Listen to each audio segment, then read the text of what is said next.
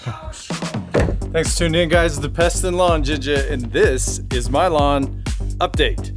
Now, a lot of you guys have been wondering how that Rye Knorr versus the CSI RPR mix is looking, and so today we're going to go over just that. Now, today is March 16th, and a lot of you guys are going to take one glance at this and not believe me when I tell you I haven't done one treatment in 2024. Now, I'm going to give you my game plan on what I did last year and what it took to keep it this way, but let's go over the lawn so you guys can see its current condition.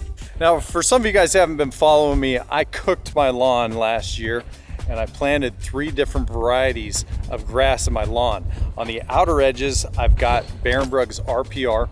On the right side here is the barenbrugs CSI RPR mixture, which is going to be in the bags as RPR in the up and coming. Hopefully this year is what we're really hoping for. Then here on the left side, we've got the Knorr Elite Turf Grass. And then on the far side, just to do a comparison, is my RPR. So you can kind of see it go from RPR, Knorr, CSI RPR mix versus the pure RPR. Now, a lot of times I will say you can trick the camera into showing what you want it to show. So we're gonna do a head-on view. First up is the RPR. And you can see it's nice, it's thick, it's healthy, it's green. Now, I haven't done one single thing to this lawn and I've got seeds all over it. Moving on into the CSI RPR blend, which is this section right here. You can see real good growth. We get into the lawn and just ridiculously green, ridiculously thick for the time.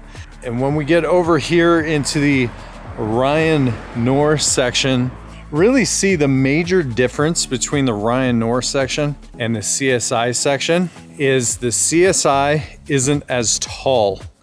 When we get in here, I want to show you guys. When we get in here, I've got about an inch.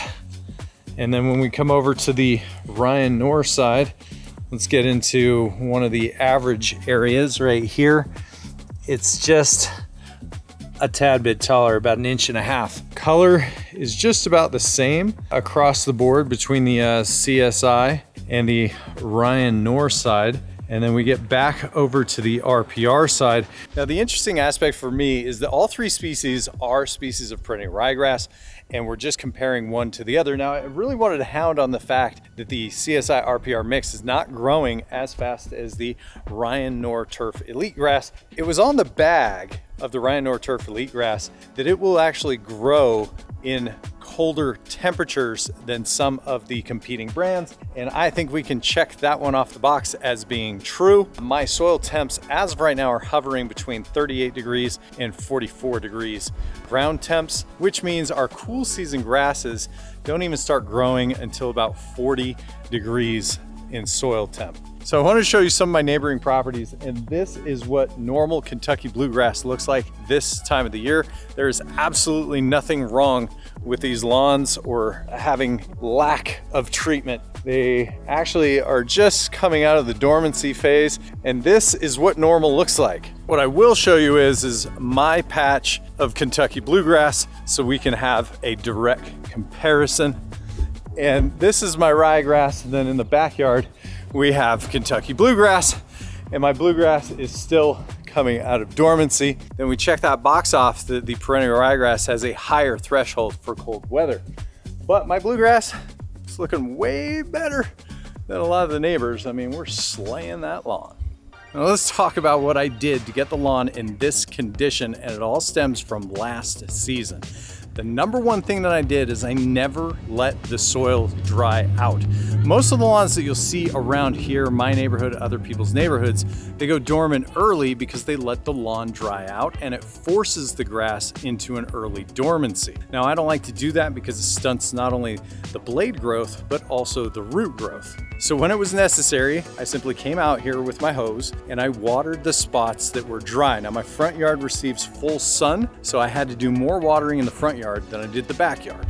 Now, as far as treatment schedule goes, I did one application in October, one application in November, and one application in December. It was really that easy. I went with a 20-0-0 product, meaning it's all nitrogen. I put it down at 5 pounds per 1,000 square feet. Our soil temps were somewhere between 38 degrees in October when I started this treatment plan, and then by the end of December, those soil temps were all the way down to about 34 degrees.